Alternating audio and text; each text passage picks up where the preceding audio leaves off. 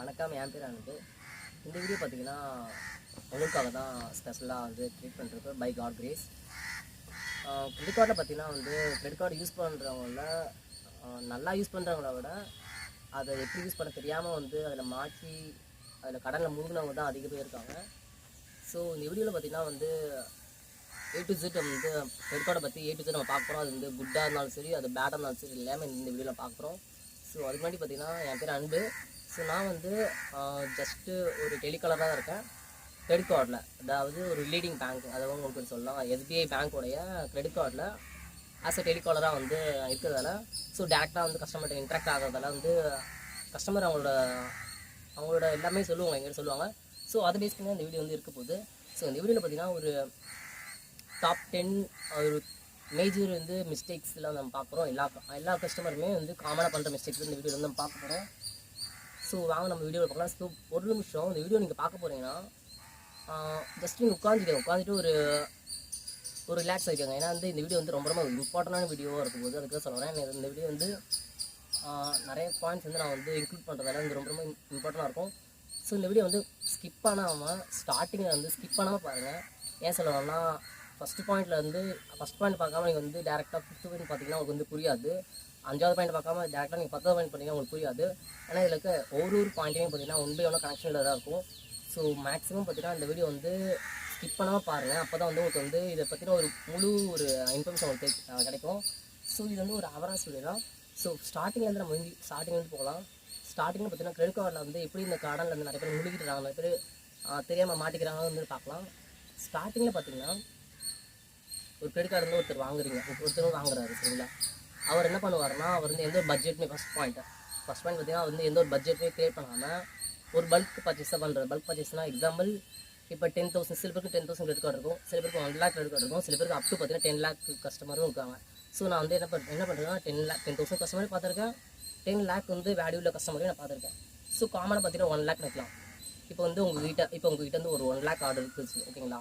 1 lakh ஆர்டருக்குனா நீங்கள் என்ன பண்ணுவீங்கன்னா வந்து ஃபுல் லிமிட் வந்து யூஸ் பண்ணக்கூடாது.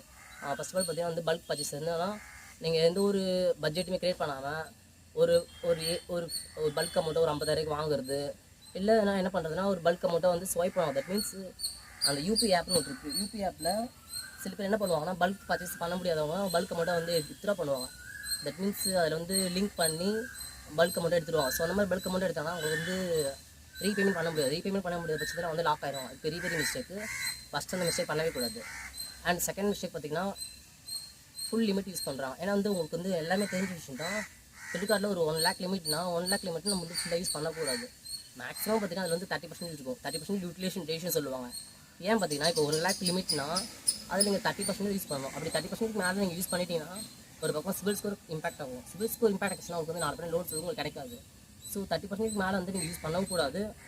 ஆனால் சில பேர் என்ன பண்ணுவாங்கன்னா 1 lakh லிமிட்னா அதில் வந்து 90,000 யூஸ் பண்ணிடுவாங்க. ஸோ இதனால் என்ன நடக்கும்னா 90,000 யூஸ் பண்ணிட்டதால் அவங்களால வந்து அந்த ஆன் டைம் டியூ டேட் சொல்லுவாங்க. டியூ டேட்டில் ரீபேமெண்ட் பண்ணல என்ன நடக்கும்னா ஒரு பக்கம் வந்து அந்த டோட்டல் அவுட்ஸ்டாண்டிங் அமௌண்ட் டே 1ல் இருந்து அந்த அவுட்ஸ்டாண்டிங் அமௌண்ட் கிளியர் ஆகிற வரைக்கும் பார்த்தீங்கன்னா இன்ட்ரெஸ்ட் வந்து ஆட் ஆக ஆரம்பிச்சிடும். ஸோ இன்ட்ரெஸ்ட் பார்த்தீங்கன்னா வந்து இருக்கிறது அதிகமான மார்க்கெட்டில் அதிகமான இன்ட்ரெஸ்ட் பார்த்தீங்கன்னா அது கிரெடிட் கார்டு தான்.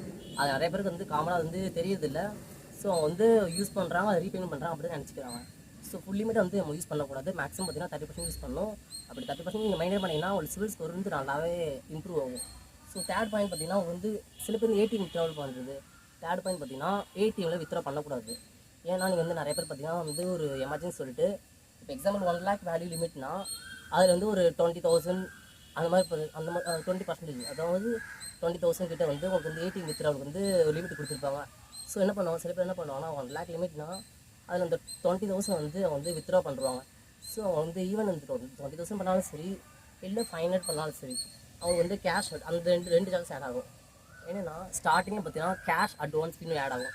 கேஷ் அட்வான்ஸ் ஃபீனா அவங்களுக்கு வந்து ஏடிஎம் வந்து ஸ்டார்டிங்கில் வந்து ஸ்டார்டிங்கில் வந்து எடுக்கிறீங்க பார்த்தீங்கன்னா எக்ஸாம்பிள் 500 எடுத்தாலும் சரி, இல்லை 20,000 எடுத்தாலும் சரி, கேஷ் அட்வான்ஸ் ஃபீஸ் சொல்லிவிட்டு ஒரு 500 ஆட் ஆகும். ஸோ 500 ஆட் ஆகும்.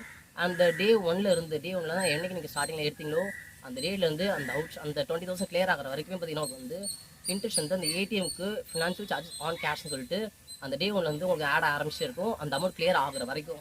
ஸோ இது வந்து பெரிய மிஸ்டேக்கு. நம்பர் 3 வந்து பார்த்தீங்கன்னா ஏடிஎம்மில் வித்ட்ரா பண்ணக்கூடாது.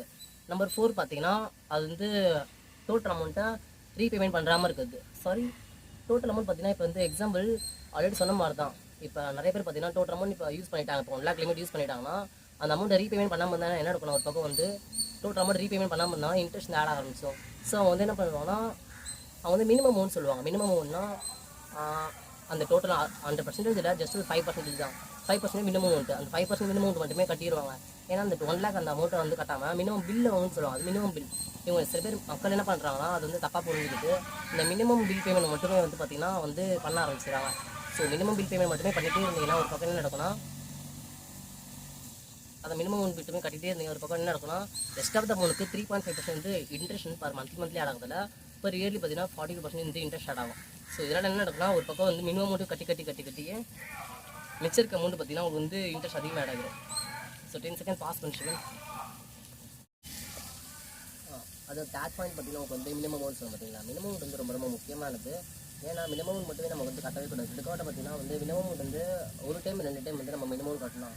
நீங்கள் லைஃப் டைம் வந்து மினிமம் கட்டினீங்கன்னா ஒரு பக்கம் என்ன நடக்கும்னா சில கஸ்டமர்ஸ் பார்த்தீங்கன்னா வந்து ஆல்ரெடி பார்த்தீங்கன்னா அந்த டோட்டல் அவுட்ஸ்டே அமௌண்ட்டாக கட்டாத பட்சத்தில் தான் மினிமம் கட்டுவாங்க. அது ஒரு பக்கம் என்ன நடக்கும்னா வந்து டிலே பண்ணி பண்ணுறதால ஒரு பில்லோ இல்லை 2 பில்லோ பெண்டிங் வச்சுருப்பாங்க. இன்கேஸ் வந்து ஒரு பில் 2 பில் பெண்டிங் வச்சுட்டு கண்டினியூஸாக மினிமம் கட்டிகிட்டே வந்தாலுமே என்ன நடக்கணும் ஒரு பக்கம் வந்து இன்ட்ரெஸ்ட் வந்து ஆட் ஆக தான் ஆரம்பிக்கும். இன்ட்ரெஸ்ட் வந்து ஆல்ரெடி சொன்ன மாதிரி தான் 3.5% வந்து சில பேங்க்கில் பார்த்தீங்கன்னா வந்து 3% இருந்து இருக்குது. சில பர்சன்ட் பார்த்தீங்கன்னா அதிகமாகவும் இருக்குது. தட் மீன்ஸ் ஒரு பர் மந்த் சொல்கிறேன். ஒரு மாதத்துக்கு 3.5% காமனாக பார்த்தீங்கன்னா 3.5% காமன் தான்.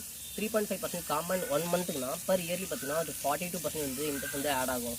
ஸோ ஒரு பக்கம் வந்து பார்த்தீங்கன்னா வந்து டிலே பண்ணி பண்ணுறதால அவங்களுக்கு வந்து அடிஷ்னலாக என்ன நடக்கும்னா வந்து லேட் ஃபீ ஆட் ஆகும். லேட் ஃபீ பார்த்தீங்கன்னா ஒரு லேட் ஃபீயும் டிஃப்ரெண்டாக. தட் மீன்ஸ் இப்போ 50,000 அவங்க இப்போ அந்த ஆல்ரெடி சொன்ன மாதிரி தான். இப்போ 1 lakh வேல்யூ கார்டுனா அதில் வந்து 50,000 வந்து கரண்ட் பேலன்ஸ் இருந்துன்னா அந்த 50,000 மேலே இருக்கவங்களுக்கு வந்து பார்த்தீங்கன்னா 1,300 வந்து லேட் ஃபீஸ் ஆட் ஆகும். அதுவே பார்த்தீங்கன்னா 50,000க்கு கீழே அந்த இன்பிட்வீன் அந்த 25,000க்குள்ளே 25,000லேருந்து 50,000க்கு இன்பிட்வீன் அந்த இடப்பட்ட இருக்க அமௌண்ட்டுக்கு வந்து பேலன்ஸ் இருந்துன்னா அவங்களுக்கு பார்த்தீங்கன்னா 1,100 ஆட் ஆகும். ஸோ இதுவே 25,000க்கு கீழே அது கீழே போனாலும் அது டிஃப்ரெண்ட்டாக ஆட் ஆகும். 25,000 பேலன்ஸ் வச்சுருந்தாங்கன்னா அங்கேருந்து பார்த்தீங்கன்னா அவங்களுக்கு வந்து கீழே லேட் ஃபீ பார்த்தீங்கன்னா 1,050 அந்த மாதிரி ஆட் ஆகும். ஸோ ஒருவருமே அவுட்ஸ்டாண்டிங் அமௌண்ட் எவ்வளோ பெண்டிங் வச்சிருக்காங்களோ எவ்வளோ பெண்டிங் வந்து அவங்க கேரி ஃபார்வர்ட் பண்ணுறாங்களோ அந்த அவுட்ஸ்டாண்டிங் அமௌண்ட் வந்து பேஸ் பண்ணி அவங்க வந்து லேட் ஃபீ ஆகும். இது வந்து நிறைய கஸ்டமருக்கு வந்து தெரியதில்லை. ஏன்னா வந்து ஈவன் எல்லா மாதமும் கரெக்டாக கட்டுறதாலுமே அவங்க நினச்சிட்டு இருப்பாங்க. ஆனால் அந்த பெண்டிங்கில் இருக்க 1 டியூ 2 டியூ வச்சிருப்பாங்க. சில கஸ்டமர் பார்த்தீங்கன்னா 4 டியூ 5 டியூ, சில கஸ்டமர் 6 டியூ வந்து பெண்டிங் வச்சிருப்பாங்க. ஆனால் வந்து அவங்க தாட் என்ன, நான் எல்லா மாதமும் கட்டிட்டு தான் இருக்கேன், எந்த ஒரு ப்ராப்ளமே இல்லைன்னு நினச்சிருப்பாங்க. ஆனால் அந்த பெண்டிங்கில் வச்சிருக்கிறதால ஒரு பக்கம் லேட் ஃபீ வந்து அதிகமாக ஆட் ஆகும். இந்த லேட் ஃபீ தான் வந்து நிறைய கஸ்டமருக்கு வந்து அந்த டெப்ட் பேர்டன் வந்து இன்க்ரீஸ் பண்ணும். ஏன்னா அந்த லேட் ஃபீ தான் வந்து 1,000. ஸோ அது கன்சிக்யூட்டிவ் 2 மாதம் கன்சிக்யூட்டிவ் பண்ணிட்டு அந்த 2 மாதம் தொடர்ந்து இது மாதிரி 2-3 மாதத்துக்கு மேலே கன்சிக்யூட்டிவ் சொல்லுவாங்க. கன்சிக்யூட்டிவ் நீங்கள் வந்து லேட் அந்த பெண்டிங் வச்சுட்டு நீ கேரி ஃபார்வர்ட் பண்ணிட்டு நீ பண்ணிங்கன்னா அடிஷ்னலாக 100 rupees ஆட் ஆகும். ஸோ அதனால தான் ரவுண்ட் ஆஃபாக பார்த்தீங்கன்னா வந்து 1,400 வந்து per monthly late fee add ஆகுது. அதே மாதிரி பார்த்தீங்கன்னா இந்த 50,000 கீழே பார்த்தீங்கன்னா 1,200 லேட் ஃபீ ஆட் ஆகுது. ஸோ இது வந்து லேட் ஃபீ எல்லாமே ஆட் ஆகுது. பேஸ் வந்து இந்த மினிமம் பண்ணுற மிஸ்டேக். மினிமம் வந்து பார்த்தீங்கன்னா நிறைய கஸ்டமர்ஸ் வந்து இஎம்ஐ கன்வெர்ட் பண்ணாமலேயே இஎம்ஐ நினச்சி மினிமம் கட்டிட்டு இருக்கிறதால தான் இந்த பெரிய ப்ராப்ளம் இருக்குது. ஸோ மினிமம் வந்து ஒரு டைம் 2 டைம் பண்ணலாம், அது டெம்பரரி சொல்யூஷன். உங்களுக்கு வந்து டெம்பரரி ப்ராப்ளத்துக்கு வந்து சொல்யூஷனாக இருக்கும். பட் ஆனால் அதுவே நீங்கள் வந்து லைஃப் டைம் பண்ணிங்கன்னா அது நம்ம நினச்சி பார்க்க முடியாத அளவுக்கு ஒரு பெரிய பாதிப்பை நமக்கு வந்து கொடுத்துரும். அதை மட்டும் நான் சொல்லிக்கிறேன்.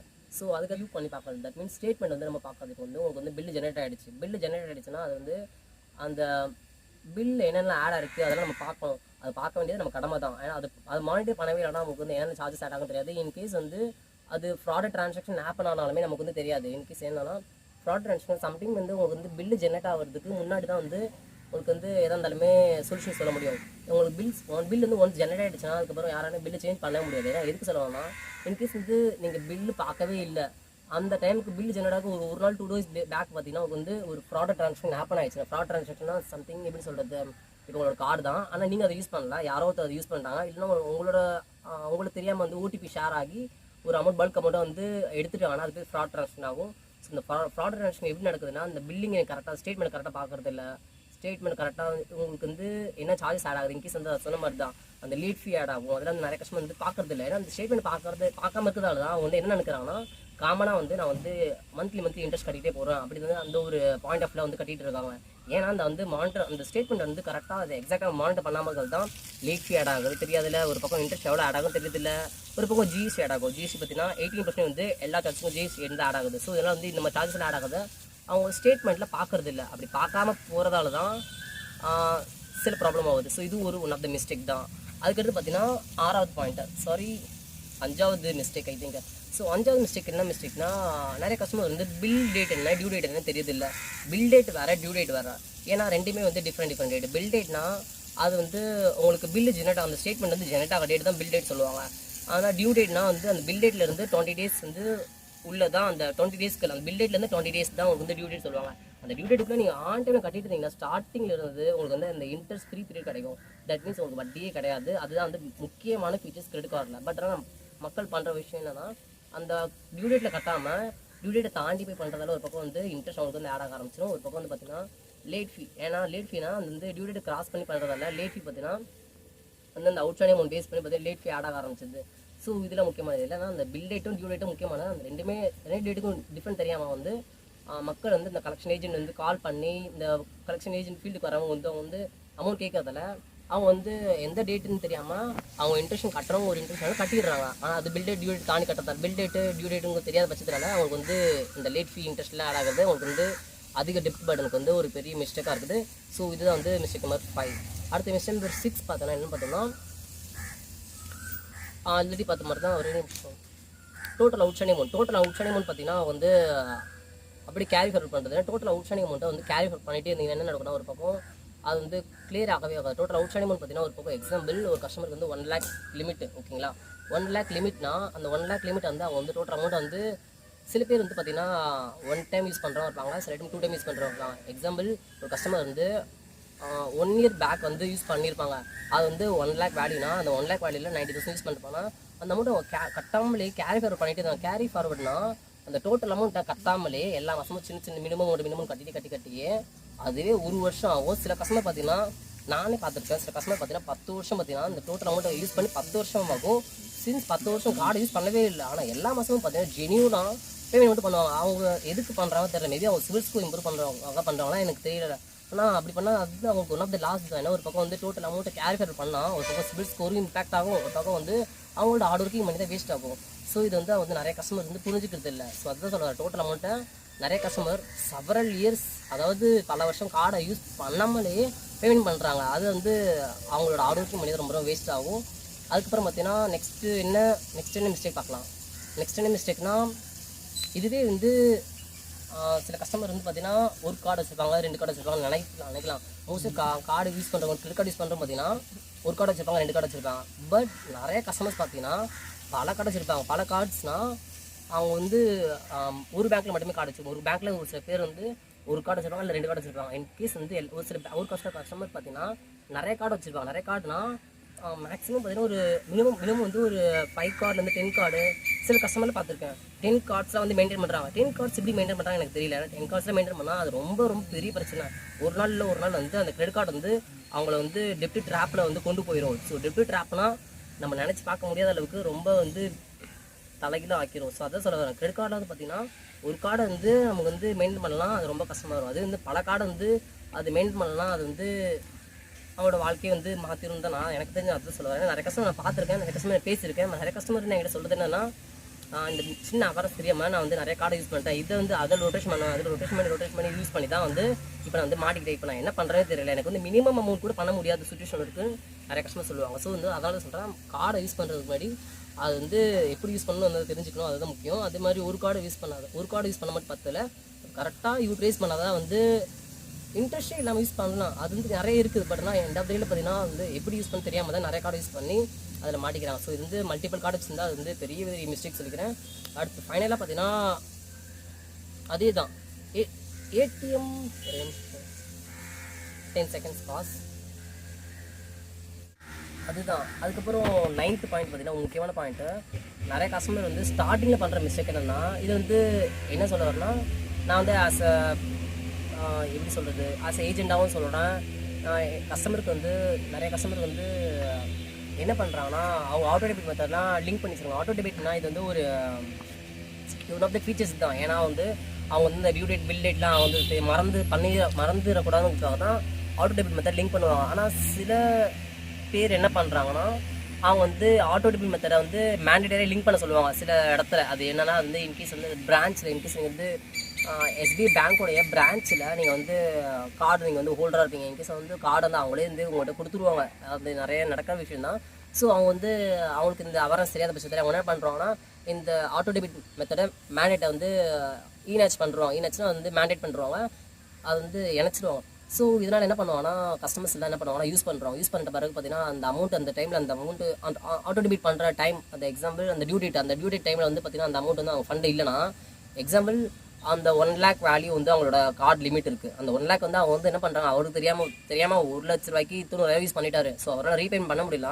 இப்போ அந்த 90,000 இருக்குது பார்த்தீங்களா, அந்த 90,000க்கு வந்து அந்த டியூ டேட்டுக்குள்ளே அந்த 90,000 கட்டணும். 90,000 கட்டல பட்சத்தில் அந்த அமௌண்ட் இல்லாத பட்சத்தில் என்ன நடக்கும்னா 2% ஆர் எய்தர் வந்து 500 சம்திங் 500 எக்ஸாக்டாக பார்த்தீங்கன்னா அந்த அப்ராக்சிமேட்லி பார்த்தீங்கன்னா 500 ஆகும் ஆர் 2% ஆட் ஆகும். இது எதுக்கு பார்த்தீங்கன்னா இது வந்து பேமெண்ட் டிஸ் ஆன் ஃபீஸ் சொல்லுவாங்க. பேமெண்ட் டிஸ் ஆன் ஃபீஸ் தான் வந்து பவுன்ஸ் சார்ஜஸ் மாதிரி சம்திங். அதுதான் பேமெண்ட் டிஸ் ஆன் ஃபீஸ் தான். அதோட நேம் பார்த்தீங்கன்னா பேமெண்ட் டிஸ் ஆன் ஃபீஸ் தான். இது என்ன நடக்குன்னா எதர் 2% ஆட் ஆகும் அல்லது வந்து பார்த்தீங்கன்னா 500 ஆட் ஆகும்.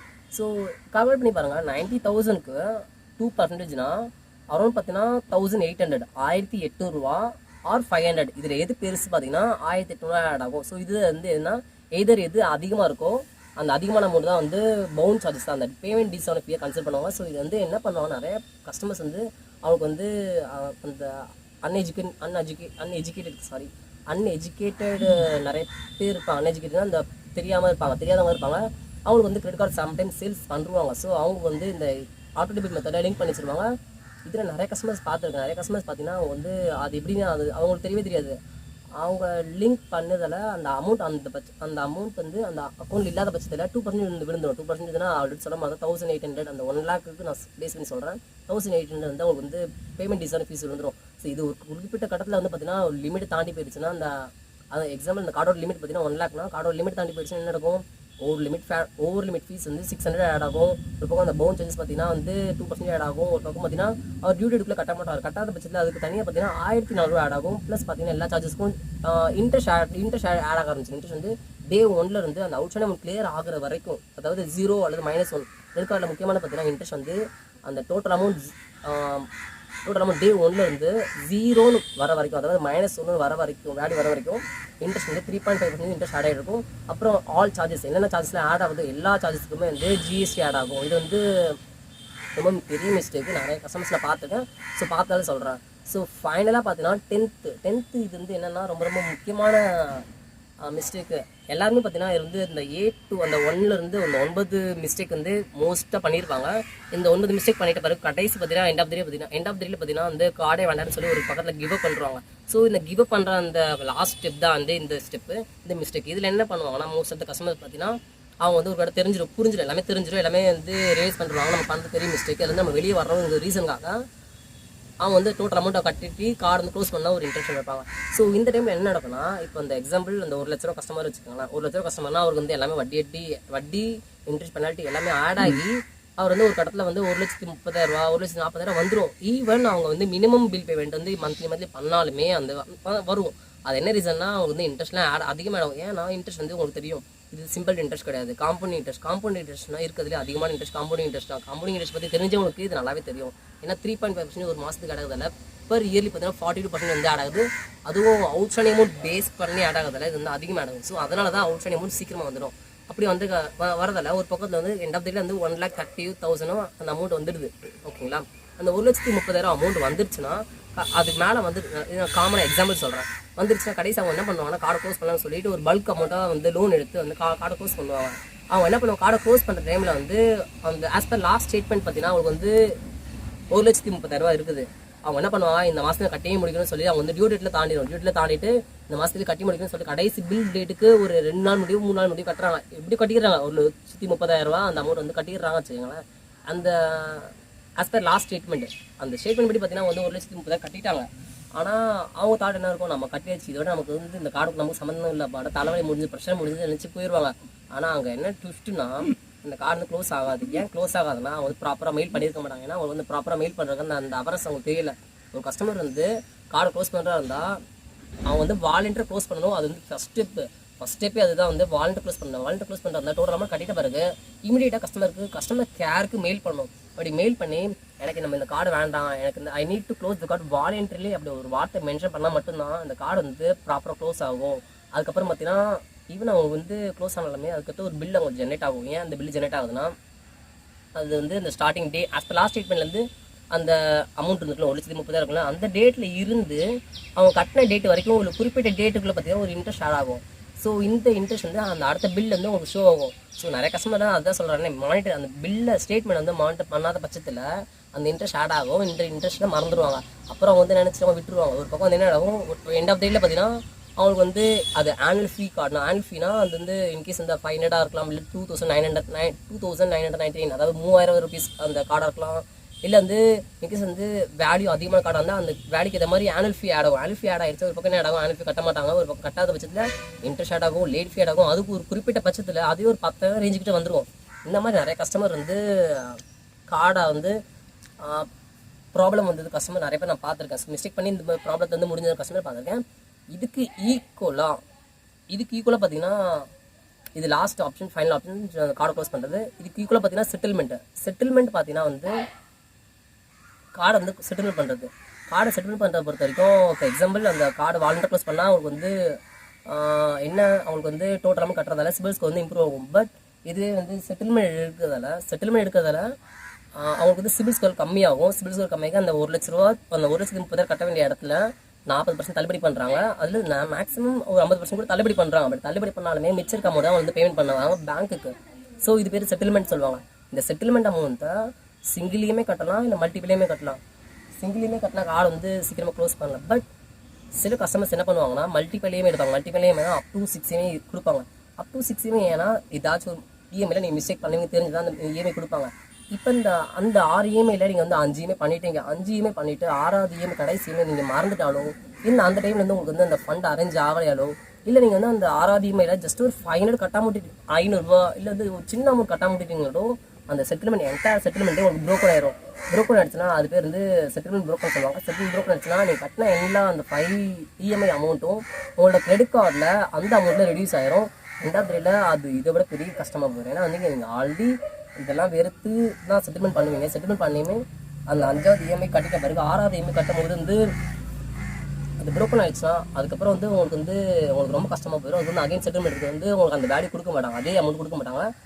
ஸோ இது வந்து கிரெடிட் கார்டில் A to Z ஸ்டார்டிங்கிலேருந்து பார்த்தீங்கன்னா எண்டிங்கில் வரைக்கும் பண்ணுற கஸ்டமர்ஸ் பண்ணுற மிஸ்டேக்ஸ் வந்து இதுதான் ஃபைனல் மிஸ்டேக்காக இருக்கும். அந்த 10வது மிஸ்டேக் தான் நான் சொன்ன மிஸ்டேக் தான், சரிங்களா?